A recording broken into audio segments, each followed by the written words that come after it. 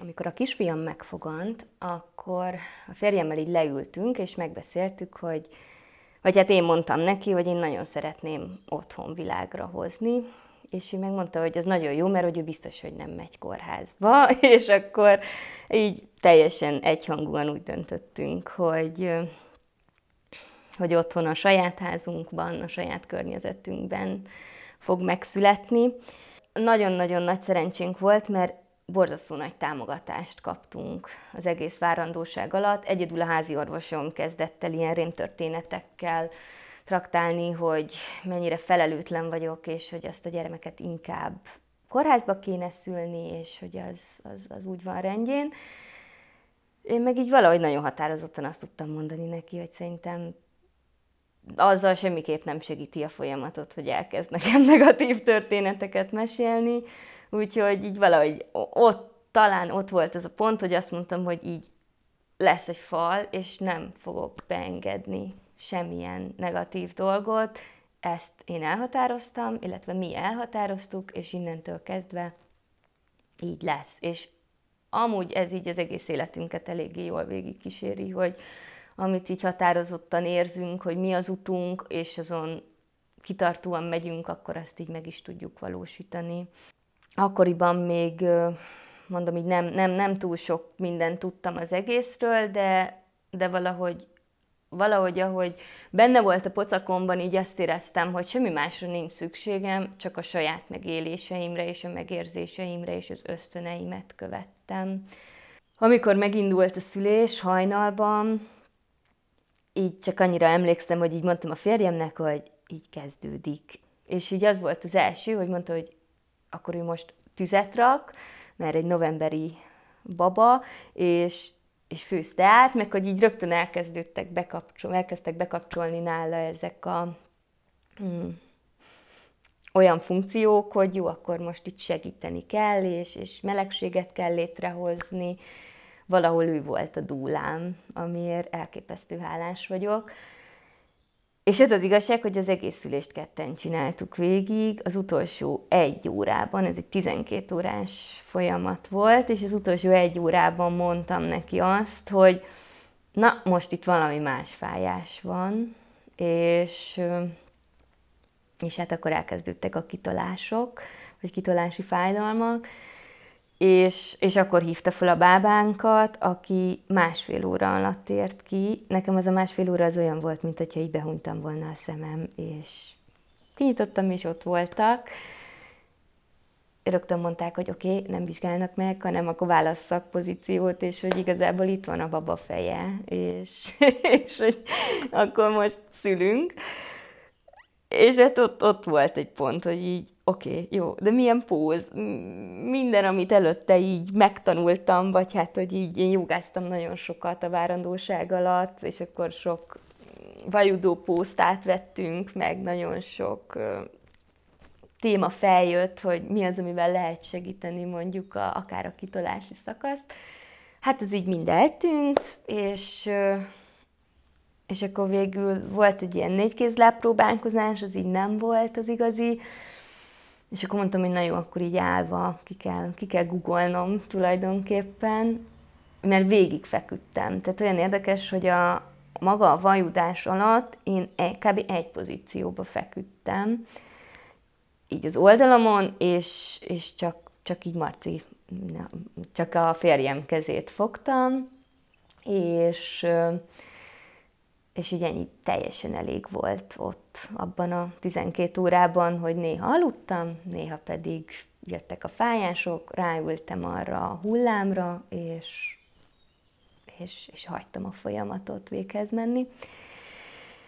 És akkor a kitolásnál volt az, hogy azt éreztem, hogy most így le kell gyökerezni,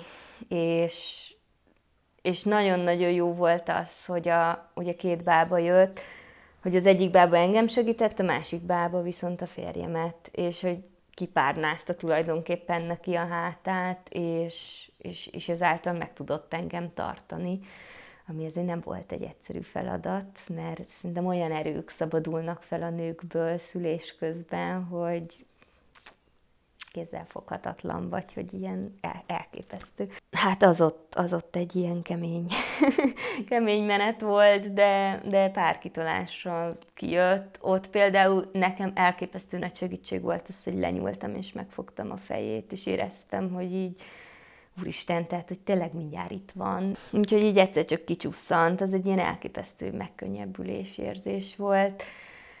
És nagyon jó volt az, hogy ugye a mélepény még majdnem, hát most itt már elég rég volt, de hogy így majdnem egy óráig bennem volt, és ez ilyen, volt egy ilyen nagyon szép folyamata az egésznek, hogy nem kapkodtunk el semmit. Másnap reggel kijött a gyermekorvos, és azt mondta, hogy nagyon szapora légzése van a kisbabánknak. És hát nyilván ezt egy napja született kisbabáról az anyukájának és az apukájának, hát úristen, akkor most mi a baj a gyereknek, és mi legyen, hogy legyen. És hát 2 óra alatt eljutottunk oda, hogy akkor most menjünk be kórházba, mert hogy veszélybe van a gyerek. És akkor volt az a pont, szerintem, ahol a férjemnek így bekapcsolta az, hogy oké, nem feltétlenül kell mindent elhinni tehát azzal kapcsolatban, amit mondjuk egy orvos mond, hanem igenis nagyon-nagyon-nagyon-nagyon fontos, hogy hallgassunk az ösztöneinkre, és én ott így éreztem, hogy ennek a gyereknek semmi baja nincsen. Úgyhogy ebbe a történetben még azért annyi beletartozik, hogy a szomszédunk egy nyugdíjas gyerekorvos volt, aki átjött megvizsgálni, és mondta, hogy tulajdonképpen semmi más baja nincs ennek a gyereknek, csak a 38. héten született meg, és egy elképesztő nehéz munka volt neki kijönni a világba, és hogy egy 12 órás szülés az nem csak az anyának nehéz, hanem a babának is nehéz, és nem sírt, hanem baromira élvezte az életet, nagyon-nagyon nyugodt baba volt, és ott az elkövetkező 3 napban az volt így igazából a feladatunk, hogy megsirattassuk őt, mert hogy ugye azzal tágul a tüdeje a babának.